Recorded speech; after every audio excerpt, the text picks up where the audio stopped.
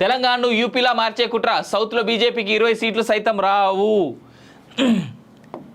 రేవంత్ రెడ్డి గారు తెలిసి అంటారో తెలియకంటారో నాకు తెలియదు, కానీ సౌత్లో బీజేపీకి 20 సీట్లు సైతం రావంటున్నారు కదా. ఇగో అన్ఫార్చునేట్లీ ఒక చిన్న ఎనాలిసిస్ వేసుకుందాం, చాలా చిన్నగా. కర్ణాటక 21 బీజేపీకి, +/- 5 వేసుకోండి. -5 అయినా 15, సరేనా? ప్లస్ వచ్చేందుకు కూడా అవకాశం ఉంది. +/- 21, మ్యాక్సిమం 21 దగ్గరే కర్ణాటకలో బీజేపీ ఆగిపోద్ది. తెలంగాణ 8, +/- 4. ఆ +/- 2 రావచ్చు, 3 రావచ్చు, 1 రావచ్చు, 0 కూడా రావచ్చు. +/- 4, 8కి.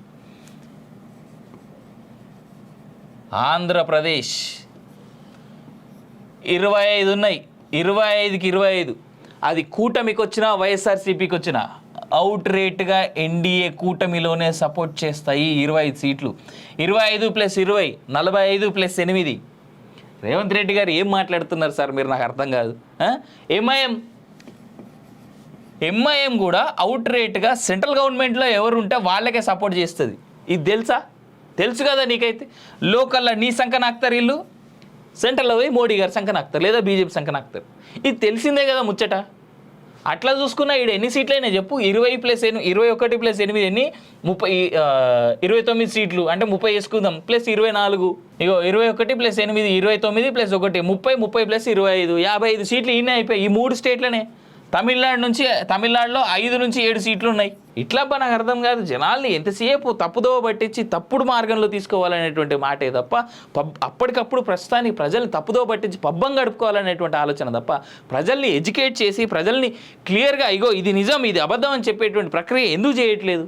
రాబోయేది ఇండియా కూటమి సర్కారే, జోకు తప్ప ఇంకేం లేదు. కేఏ పాల్ మాదిరి మాట్లాడుతున్న కేసీఆర్, ఆయనపై నాకు సానుభూతి ఉన్నది. రుణమాఫీ మాకు పెద్ద టాస్క్ కాదు, అంతేలే. మేము 6 నెలలు ఏ పనులు చేయకుండా మా కడుపు కట్టుకుంటే, మేము ఏం దోపిడీలు చేయకుండా మా కడుపు కట్టుకుంటే 40,000 30,000 కోట్లు రుణమాఫీ చేయడం పెద్ద లెక్క కాదన్నాడు. ఇది పెద్ద లెక్కనా నీకు? కొడంగల్లో సీఎం రేవంత్ హాట్ కామెంట్స్. ఈయన మీద యాక్చువల్గా ముమ్మాటికి ఎలక్షన్ కమిషన్ పెద్ద కేసు పెట్టాలి. ఎందుకు తెలుసా? ఈయన ఓటేసి రాగానే పోయి ప్రెస్ మీట్ పెట్టిండు. దేనికోసం పెట్టిండు? 6 గంటలు అవ్వలేదు, అప్పటికి ఇంకా ఎలక్షన్ ఇంకా ముగిసిపోలేదు, అప్పుడే ప్రెస్ మీట్ పెట్టిండి ఈయన. డబుల్ డిజిటా ఆ లోపేనే లోక్సభ విజయంపై కాంగ్రెస్ నేతల లెక్కలు 9 నుంచి 10 స్థానాలు గెలుపు పక్క అంటూ డిస్కషన్స్. తెలంగాణలో శాంతి భద్రతలు దెబ్బతీసి పెట్టుబడులను గుజరాత్కు తరలించుకుపోవాలని ప్రధాని మోడీ కుట్ర చేస్తున్నారని CM Revanth Reddy hot comments చేశారు. రాష్ట్రాన్ని యూపీగా మార్చేందుకు ప్రయత్నిస్తున్నారని ఆరోపించారు.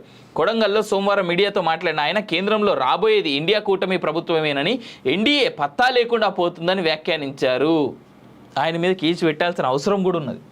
శాంతి భద్రతలు దెబ్బతీసే యత్నం, పెట్టుబడులు గుజరాత్కు తరలించే ప్లాన్, సౌత్లో బీజేపీకి 20 సీట్లు కూడా రావు, రాబోయేది ఇండియా కూటమియే.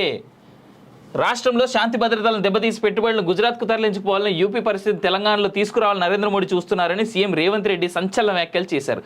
సోమవారం కొడంగల్లో ఆయన మీడియాతో మాట్లాడుతూ, కేసు పెట్టమని ఎందుకు చెప్పిన ఈడ క్లియర్గా ఉన్నది కదా.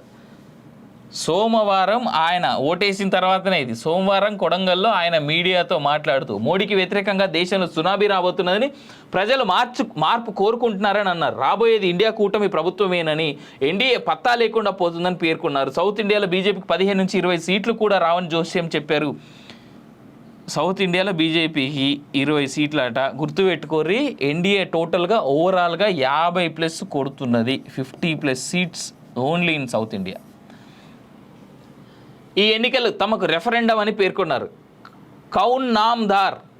కామ్దార్ నరేంద్ర మోడీ దేశ ప్రజలు మాయమాటలు చెప్తూ మోసం చేస్తున్నారని సీఎం విమర్శించారు. రాహుల్ గాంధీ డిబేట్కు పిలిస్తే తాము నామ్దార్ కాదు కామ్దార్ అని మోడీ చేసిన వ్యాఖ్యలకు రేవంత్ కౌంటర్ ఇచ్చారు.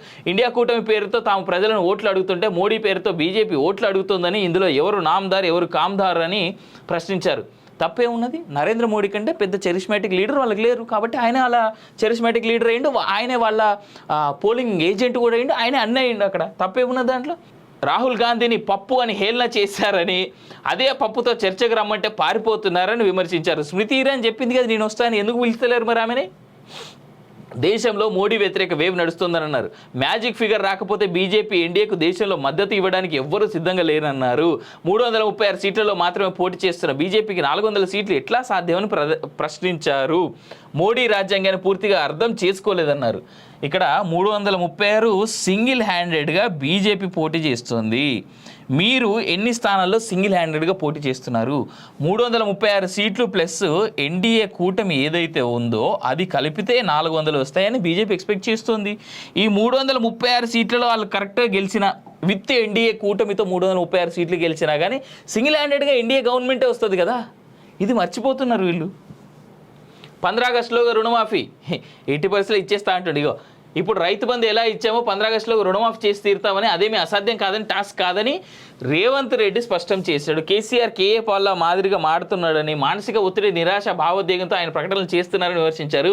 కేసీఆర్పై తనకు సానుభూతి ఉందన్నారు. అసెంబ్లీ ఎన్నికల్లో కాంగ్రెస్కు 39.5% ఓట్లు వచ్చాయని, ఈ ఎన్నికల్లో అంతమించి వస్తాయని సీఎం అన్నారు. 2025తో మోడీకి 75 ఏళ్ళు నిండుతాయని, ఏజ్ లిమిట్ అమలు చేస్తే బీజేపీలో తరువాతి ప్రధాని అభ్యర్థి ఎవరో తేల్చుకోవాలని రేవంత్ సూచించారు.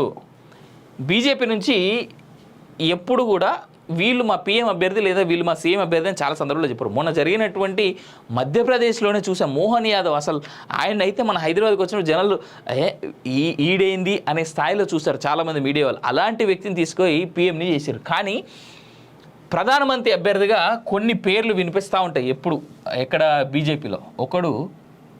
ఒక వ్యక్తి అద్భుతంగా యోగి అంటే వీళ్ళంతా నెక్స్ట్ పిఎం క్యాండిడేట్లుగా మనం చూసుకోవచ్చు. వీళ్ళని నెక్స్ట్ పిఎం క్యాండిడేట్లుగా బీజేపీ నుంచి యోగి ఆదిత్యనాథ్.